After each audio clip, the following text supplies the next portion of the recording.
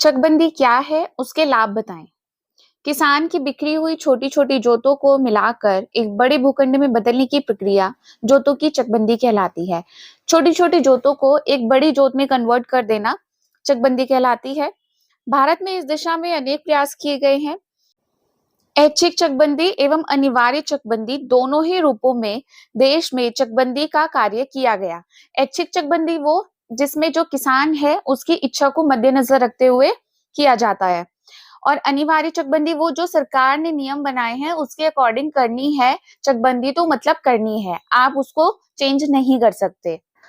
Next हम बात करने वाले हैं चकबंदी के लाभ कौन कौन से हो सकते हैं। नंबर 1, खेत का आकार अधिक हो जाने से औसत उत्पादन की लागत घट जाती है।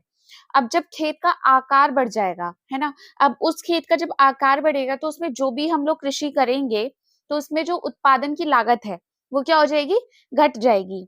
नंबर 2, कानूनी रूप से चक बन जाने के कारण भूखंडों की सीमा को लेकर उत्पन्न होने वाले विवाद भी खत्म हो जाएंगे।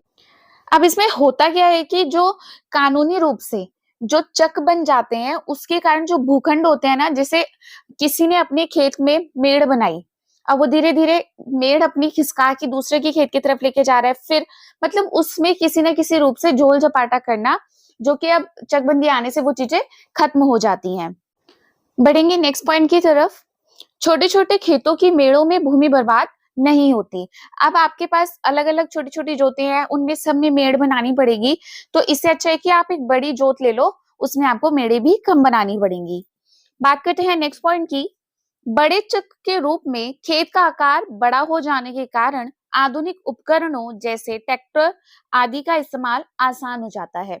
जब आपके पास छोटी छोटी जोतें होंगी, उन जोतों को पूरा करने के लिए आप आधुनिक उपकरणों का इतने अच्छे से इस्तेमाल नहीं कर पाएंगे जितना कि आप एक बड़े चक हो जाने पर उन आधुनिक उपकरणों का यूज कर सकते हो। अब बड़ी जोत होने का एक और फायदा हो जाएगा, कैसे, यदि आपके पास बड़ी जोत है तो बड़ी जोत होने पर आपके जितने भी आधुनिक उपकरण है आप उन सभी का इस्तेमाल कर सकते हो।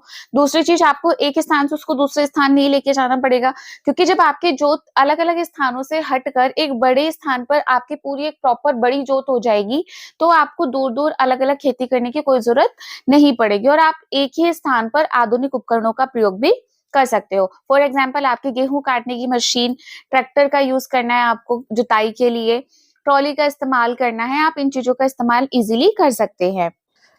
बढ़ते हैं नेक्स्ट पॉइंट की तरफ।